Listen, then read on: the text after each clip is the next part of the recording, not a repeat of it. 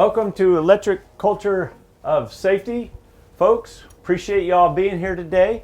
And we got a real good topic for you from Miss Cheryl Richardson. She's with H. Richardson and Sons, electrical contractor in New York. And it's going to be really good. She's going to be talking about jump-starting safety with authenticity. So I know it's going to be a great topic. I've met Miss Cheryl last year at Incident Prevention Conference in Orlando in last May, and then she spoke again at the last one in Texas, I believe. Was that it, Cheryl? Texas. Yep. Yeah, in end of October. So she does a great job, and she's got a really neat perspective. That's what I like about Cheryl. She talks out of the box, not the old school, but she talks as far as and shares as far as where we need to go, where we need to evolve. And this topic is going to be really good. You guys are going to love it. Anyways, Electric Culture of Safety, you can go to electriccultureofsafety.com and get on there. We've updated our videographer, Mr. Jeremy, who's behind the camera today. He's updated it, and we've got some new videos for you guys to watch. Live wire, we got all those videos on the full length versions. The 2022, 2023, 2024, the Lineman Safety National Webinars of the Years are now on there in full recordings. You can email me at safetytraining@bierermeters.com if you have a particular recording that you want to get the full length, and I will send it to you. No cost ever. That's what this is about.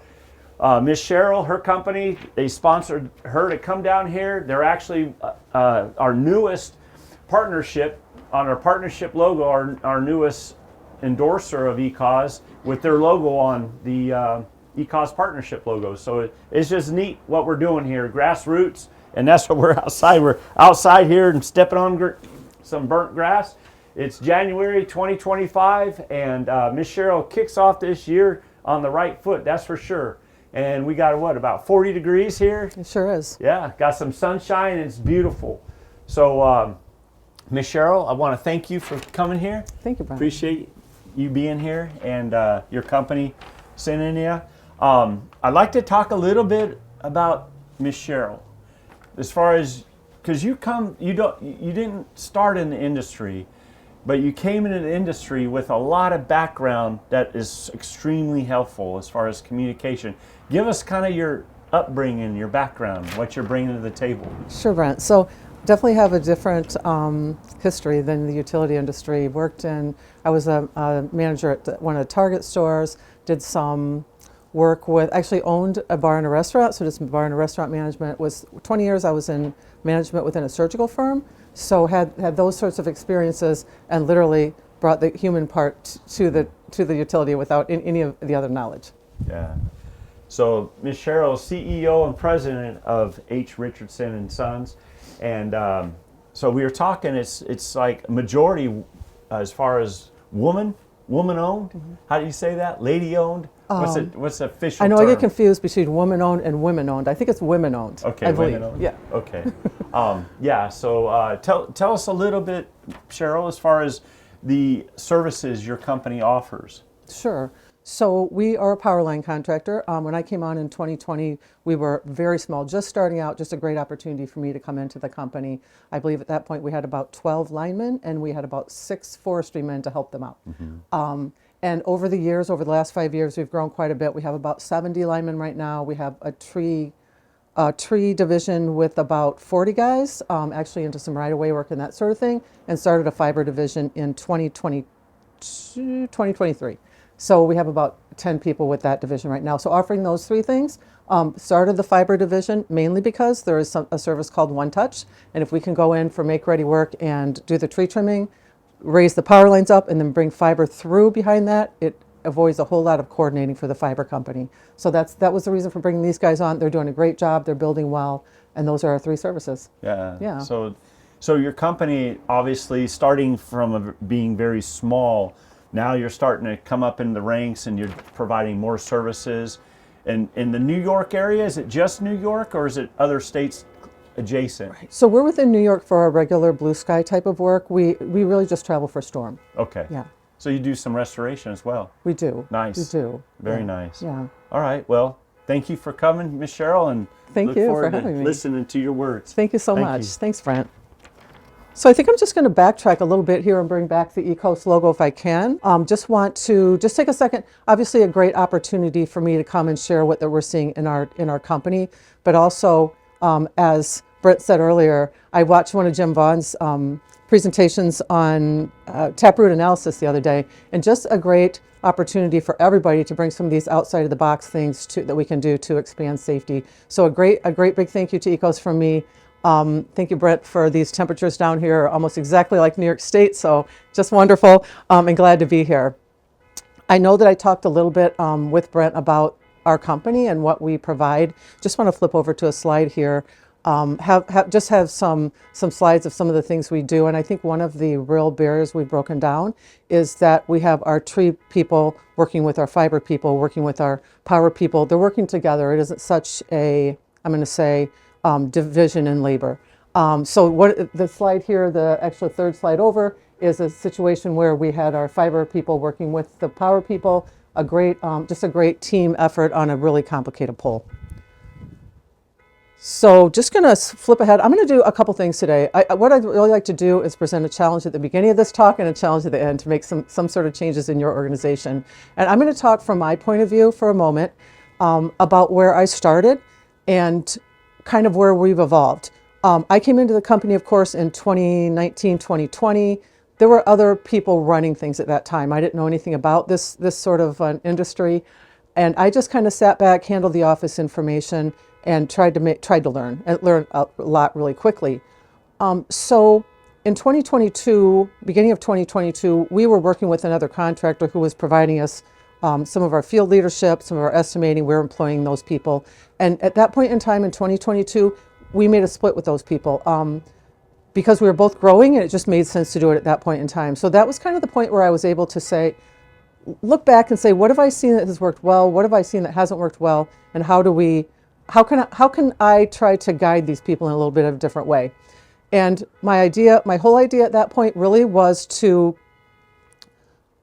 actually, I had no master plan. I'm just going to admit that. It was completely, I was completely naive. I'm going to use an example. We had a crew in our Dansville show up. We had some crews in Dansville, and we had crews over in Elmira. They were 2.5 hours apart.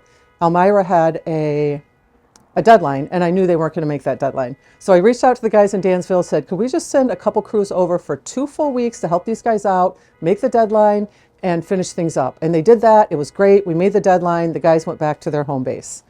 The Monday they went back, I sent them each a message, personally, not a group message. I don't like those.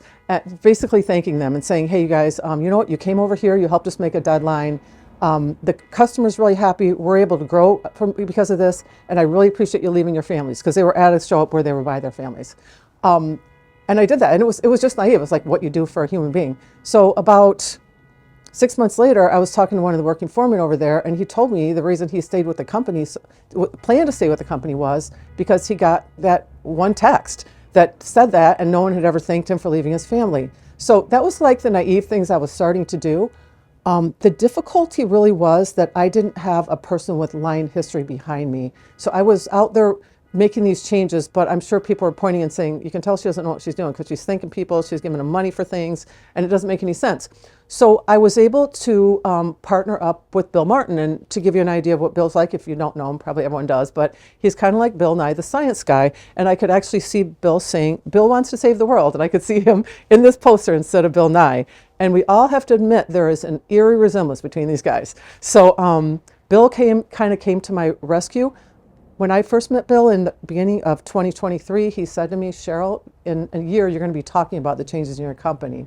And I said, Bill, that is absolutely not going to happen. First of all, I talk too fast. Second of all, I am completely new to this industry, and I could not talk in front of a bunch of people who are cusps and safety people. That would be very intimidating to me. And he said, no, you're going to do it. And it actually happened.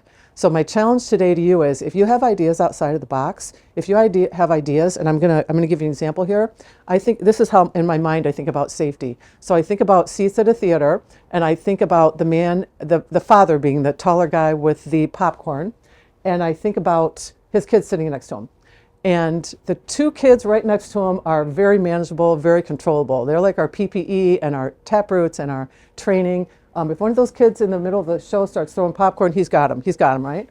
The two kids further out from him, the two kids with the darker hair, these are like a second seat away from safety. So the things we're talking about right now are a second seat away from safety. They're invisible things. We can't prove these things. We still have to do all the things we've been doing. We still have to do the PPE and the taproot and the training. Those are still important. But one thing that Bill has taught me is there's an and in there. And we have to do those, and we have to do some other things. And we all know that the SIF numbers haven't changed in the last 13 or 14 years, I believe. So if you have an idea and you can find someone to champion you, or if you just find a couple people to work with you, please get it out there. That's really what we're looking for at this point in time. So let's move on into safety and talk about the HOT principles.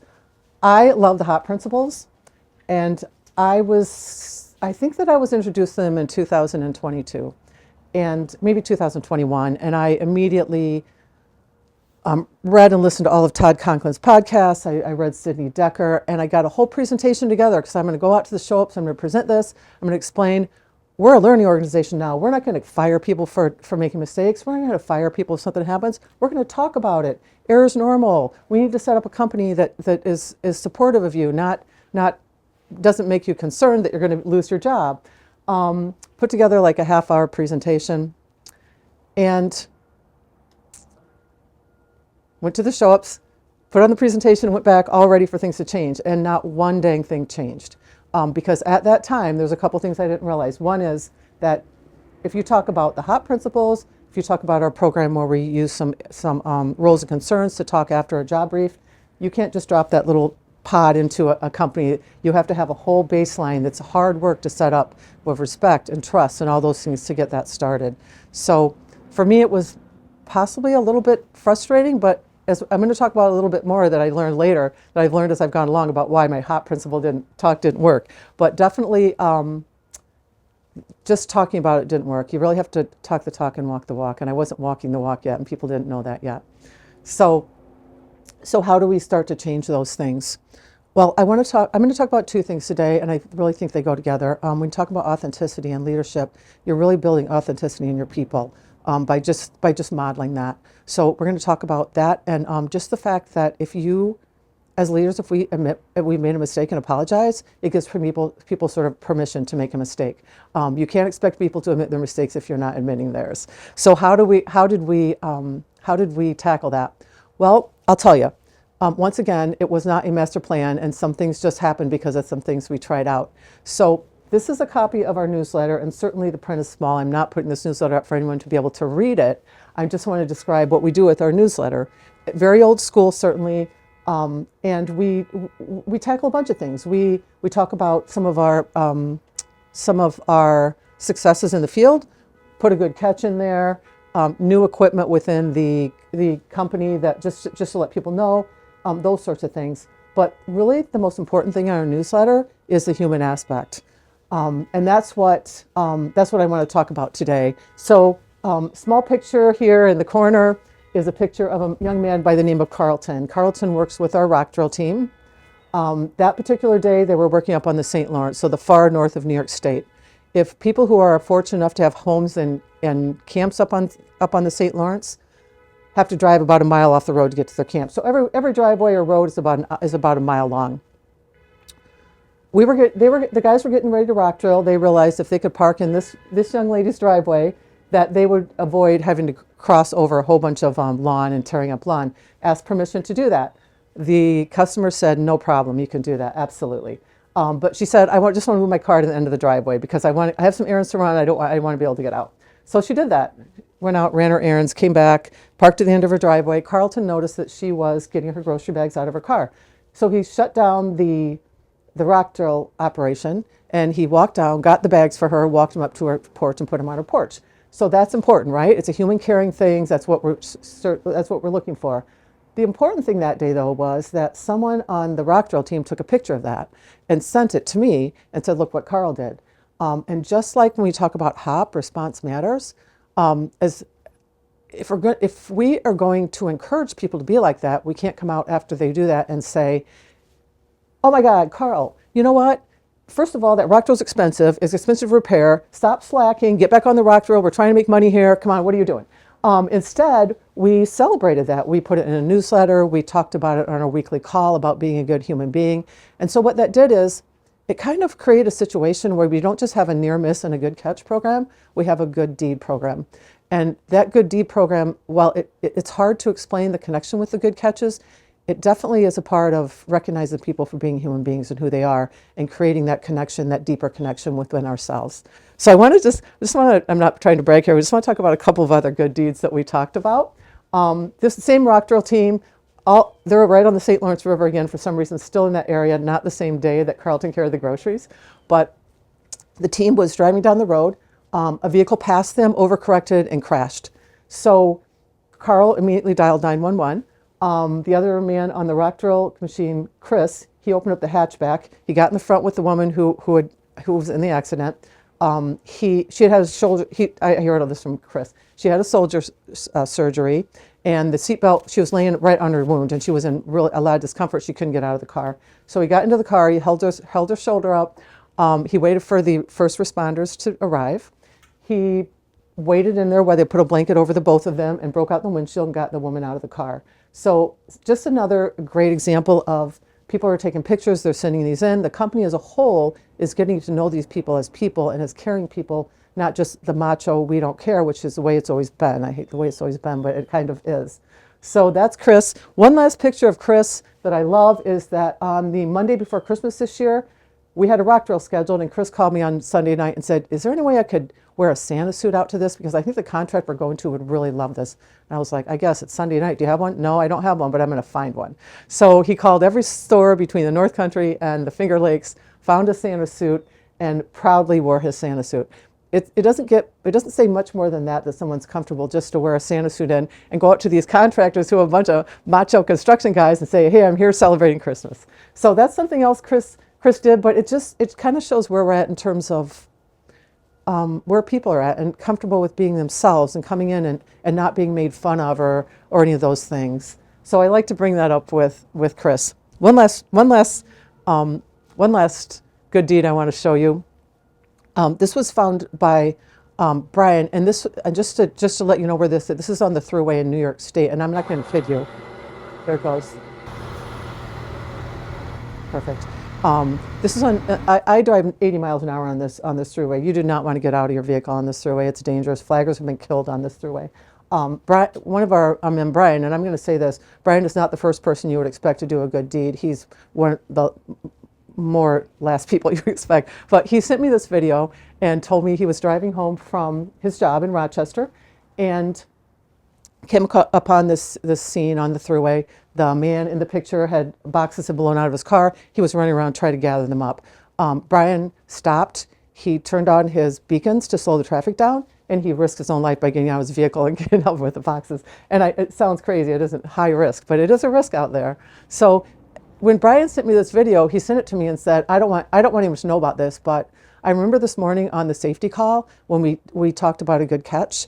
And then we talked about a good deed, and it was our men working on an antenna when a car drove by and the exhaust dropped off, and there was an older lady in the car, and she got out, didn't know what to do, and they had helped her out with wiring up her exhaust. So he said, I remember what you said on the call this morning, which was really simple. It was good catches are there to keep the grid intact, to show our utility partners that we're there for them and we're doing a good job. But at the end of the day, being a good human is way more important. And he said, when I was driving, I was thinking about what you said, so I made a stop and I did that. So pretty cool stuff out there happening within an organization. It is slow. You don't know what's going to work and what isn't going to work. I'm going to admit that right away. So I guess now I have to get back to the authentic leadership part, which is the title of this talk. I'm going to say this. As leaders, we must admit to our near misses before we expect others to. As leaders, we must admit to our near misses before we expect others to. So I think that we see a lot of organizations where we're expecting people to turn in near misses, but they're never hearing anything from leadership in terms of mistakes they've made. I'll talk about, I've had to apologize a lot. On a larger note, having to apologize was this year on hurricane, because before we went on hurricane, one of our fiber partners came to me and said to me, is there any way you could encourage a few people to stay back so our project can keep moving? And these guys are under a lot of pressure from the upper levels, and I understand that. And they are under so much pressure that literally when I reach out to them and say, hey, our guys are heading to hurricane, I want to let you know, they say, when will they be released? Well, they're not there yet. But they're under a lot of pressure, and I understand that. So we set up a program. We increased per diems for anyone who wanted to stay. And it was a win-win for people who wanted to stay already. But we ended up with a crew and 2 different show-ups, a crew and 2 different show-ups. So a great situation. It was exactly what we wanted. We thought, okay, we're going to proceed with the work. Well, it looked good. But then we found out, then one of the apprentices topped out and took off to work for Storm. One person had a had a family member with a surgery. One person had a vacation. The company moved from North Carolina down to Florida for restoration. There were a bunch of switcheroos going on with people who now could go to Storm, people who had to come back. So we ended up with a working foreman at one show-up, a working foreman at another show-up, and an apprentice at another show-up, and had a railroad job planned. So if you're in New York State and you have to do any work around the railroad, it takes 1 to 2 months, has taken me up to 2 years to schedule those projects. We had one scheduled, and I was in the tunnel. All I could see was, we have to get that done. So 2 working foremen show up on the job. The apprentice had some truck issue, so he was going to be late. We didn't really state which working foreman was in charge, so I'm sure there was some jockeying of position there. Apprentice shows up late. The guys are already working on the job, up in the air. Then they come down and talk to him for a second, and lo and behold, there's an outage. Surprise. So not a large customer outage, but actually an outage. So I was fortunate. The guys at that point were coming home from Storm, and the general foreman for that show-up arrived that day. So I said, hey, we need to sit down tomorrow and create an incident report. We want to learn from this. Let's talk about this. Got together the next day, and he very tactfully and very graciously said to me, you just did what you said you weren't supposed to do. You just hodgepodged 3 people together that didn't know each other, didn't have a connection, didn't know each other on a deeper level, didn't know each other's skill set, and now you're surprised something happened. He said it in a very nice way to me, and I said, I didn't even enter my mind until he said that. That's exactly what I did. All we talk about is syncing people and making sure we know each other, and I had done exactly the opposite. So I knew that I needed to go on to a safety call and apologize, and I did exactly that. I explained the situation to everyone, said, I feel responsible for this, we shouldn't have done this, now I've learned we're not going to keep people home anymore, it just didn't work out. So I think, I'm going to bring one more thing up though. I had a call with some utility people probably about 4 months ago, and they know our culture, they're huge, they span the ocean. They know our culture, and they wanted to talk to me about how they could get better in terms of turning in good catches and their whole safety culture. And one thing I said to them when I talked to them about this whole apologizing thing is, you may want to just create a situation where you just make a tiny error to give yourself a chance to apologize, because that's where you're going to start the ball rolling. So it's just something that I think we have to do. We have to acknowledge that as leaders we make mistakes. We can't pretend like we're perfect. None of us are perfect. To go along with that, actually, I'm going to go to the next slide. I think something that goes along with authenticity is certainly some humility and some sort of vulnerability. And I bring this slide up because we spent our 5 years of our life in an old shop, and this is on the left side of the screen, that had 1 bay in it, really not great any office space. All of our material was stored in that bay with the mechanics. So honestly, it was chaos in the morning. Trucks were pulling up, guys were pulling out material. If they dropped it, they didn't care. They were just getting the heck out of there. There was broken down machinery in there. I really liked the parking lot because it was always either dust or mud. There was no in between. So I always wore boots when I went there. The pole pile was such that when the deliverer came in, it was like a 20-point turn to get the poles in there. Just not at all set up, but served us well for 5 years, helped us to grow, and that was all great. So in 2024, we opened our new shop just down the road, a mile down the road, 2 miles down the road. Amazing shop for us because it has more bays, it has material storage, has an extra office portion, and a whole separate material building, all designed by linemen, for linemen, to work well for linemen. So just a great move. So here's the thing. My husband, if I'm there on the weekends or during the week, he can be seen dumping the trash, shining up the windows, mopping the floors. He does a lot of floor mopping. And he's the guy whose name is on the trucks, but he's out there doing those things. It's kind of like I compare it to Baker Mayfield in the Progressive commercial in that stadium where it's like mowing the little grass. He's incredibly proud of this building, and he's doing that. But it isn't just the pride; it's the fact that he's breaking that barrier that there aren't levels of who's important and who's not. He's going to do whatever it takes to move that team along, and that's that. I like that humility. Also want to talk about another thing he recently did. He was concerned about people, the way they were loading poles and the fact that a lot of the apprentices don't understand the balancing techniques with the digger. So he got together himself. He's the older guy here in the brown, and a mechanic and a general foreman. And they created a digger refresher and went around to each of the show-ups one at a time to give sort of the old guy ideas, the mechanical ideas in terms of things not to do if you don't want to shut your job down and break things while you're using the digger, and also the general foreman, this is what I've seen in the field and this is how we can do better. Went around and did that with all the show-ups. So it's one of those things where when you put it together, it just makes sense. But then after you do it, you realize that a lot of companies don't have the owner out in the field caring about the employees and trying to set up refreshers to make their job better. So those are the things, right? Authenticity, vulnerability, humility. For me, those all go together. Obviously, they have to balance with a little bit of confidence so people think I know what I'm doing. But those are the important things for me. So I want to actually hit on a little bit of a smaller area of the company. This is a particular show-up, and all of our show-ups run very, very well. But this is a show-up, I'm going to read this in a second. This is a show-up that has about 10 guys there. They've been together for 2.5 years, I think. They actually were in a location at one point they could camp together. There was a campground right by their location. They've been through quite a bit. There was a situation where their general foreman just wasn't really fitting well with the company anymore. I don't think he was too happy with things. I wasn't too happy, and I released him. And I released him on, I will not ever forget this, at 10 o'clock on a Tuesday morning because I haven't slept all night on Monday night thinking about it.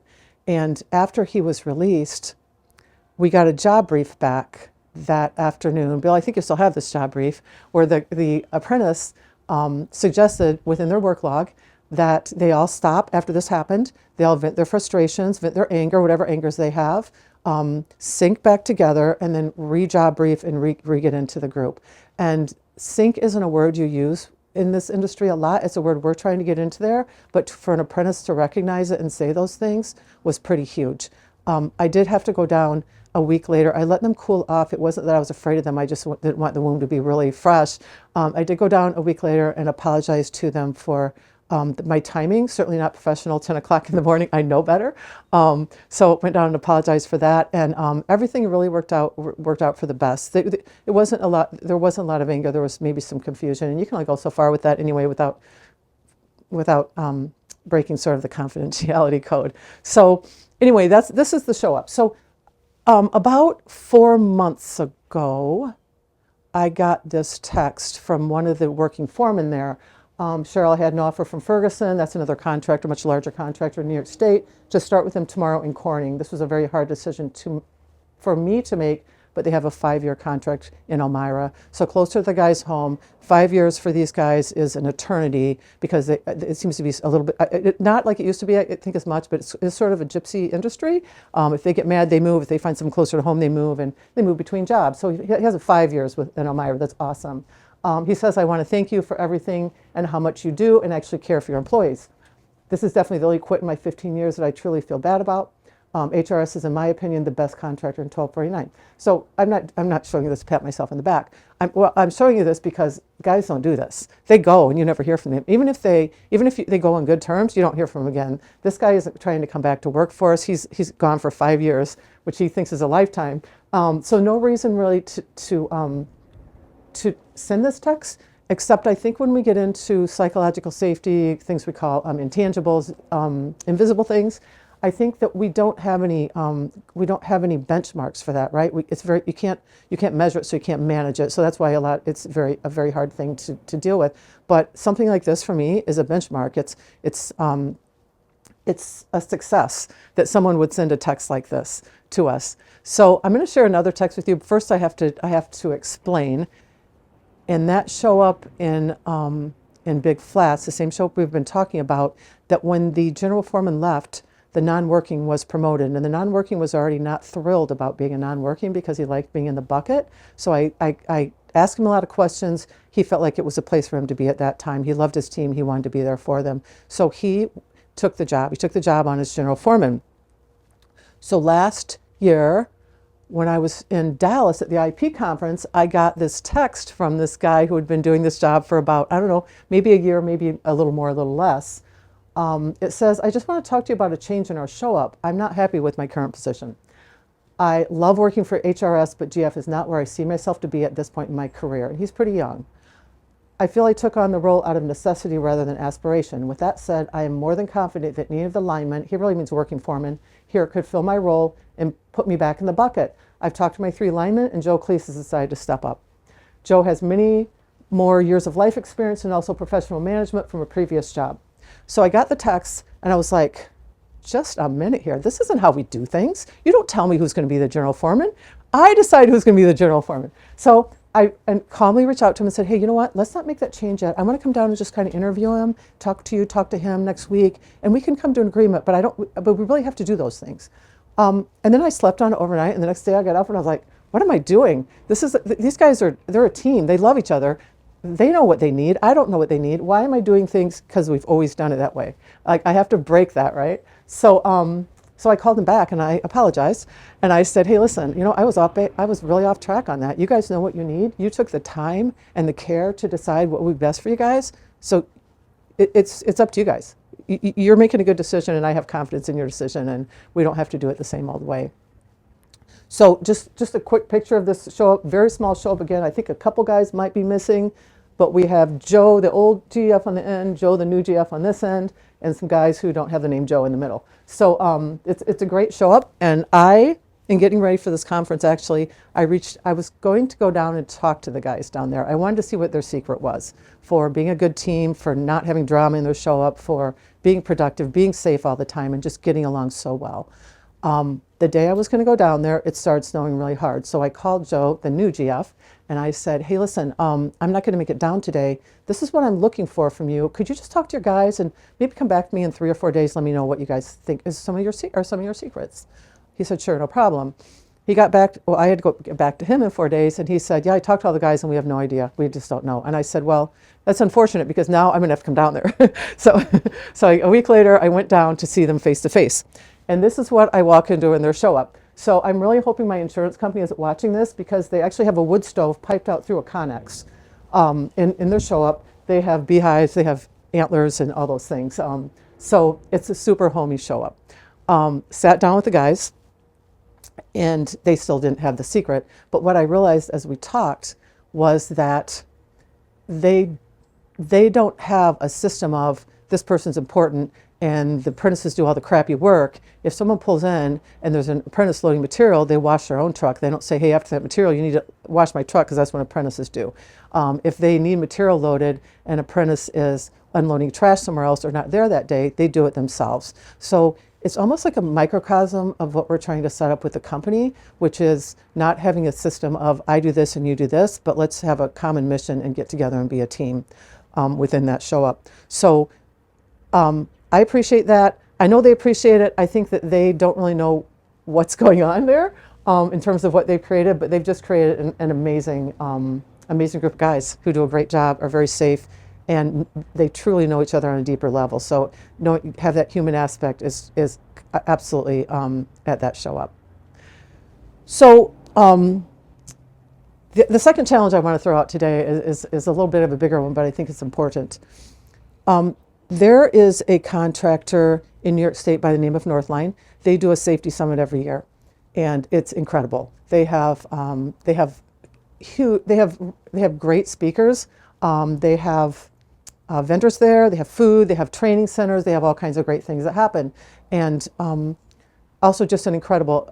I don't have permission to talk about them, but just an incredible contractor from their diversity. They have Northeast Liveline. They have Compass Storm. They obviously, people there have had a vision and they made those things happen.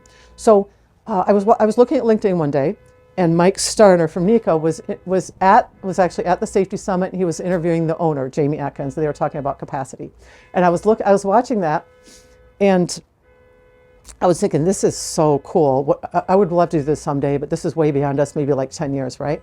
And then I was looking through at LinkedIn, and suddenly this weird voice in the back of my head said, I like safety, why wasn't I invited? Like a little 5-year-old, like, why didn't I get to go to the birthday party? And that's not me. People that know me know that I'm not malicious. I'm not jealous. I'm just trying to do the best we can in our company. But that kept coming back to me, like, why would I even think that way? What happened there? And after about a month of having that thought in the back of my mind come to me, I guess my thinking was, why as contractors aren't we getting together for safety? Why are we? I know we're cutthroat. I know we're competing for jobs all the time, but safety is one point that maybe we could get together on.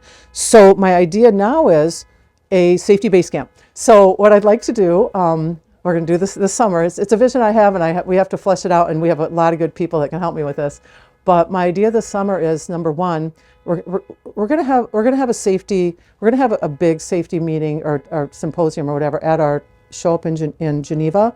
But I would like to invite all the contractors to that, and that's something that hasn't been done before, because I think we do need to get together for safety.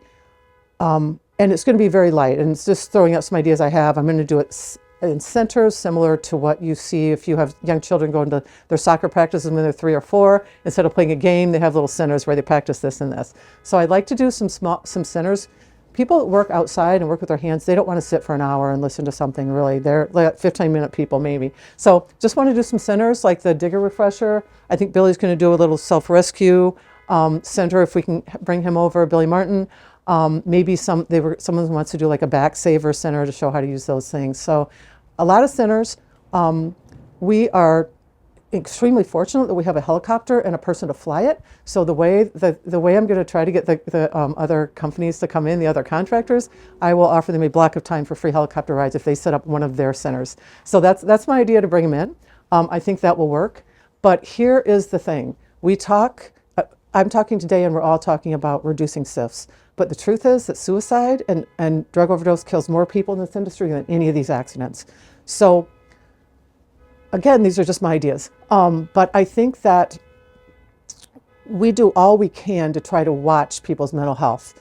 I know that I actually watched a presentation only an hour and a half long at the last IP conference. And that young lady, I'm going to come to talk to our people because she gives you some really succinct, very straightforward details about how to know when people are in crisis or just need some help with a counselor and all those things. So that's all good. And we're all trying to learn about that and trying to watch our people.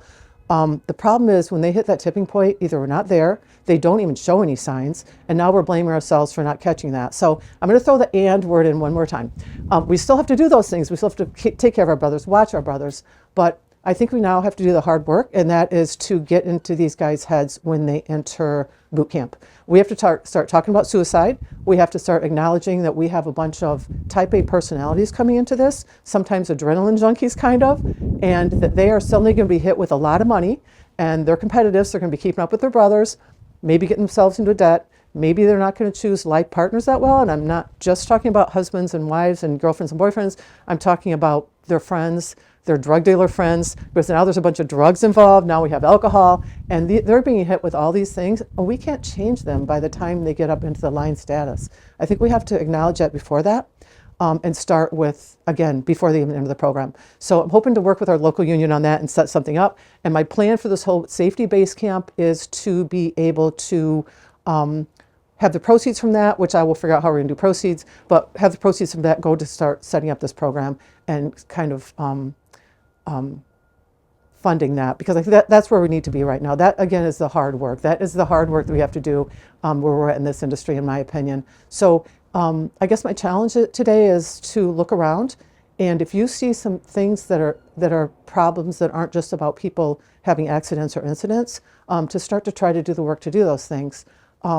And I think that just opening a window for us, if we do this base camp, and I'm going to call it the first annual, I think I'm going to call it Taking Back Our Power. And I'm not talking about power up in the power lines, but I think that there is definitely a little bit of a learned helplessness in this industry that we just can't do anything about it. We try and we can't do anything. But I think there are things we can do. So And my plan is, if I open this window with this, hopefully the larger contracts who can make a bigger impact than we can will pick it up and run with it. So that's just something, that's an idea I have that I know is going to happen because I want it to happen. But just a challenge to you to, if you see something can change, go out and try to change it. Don't be worried that people are going to make fun of you or that you can't change it, because change can be made. So thank you so much for your time today. I appreciate it.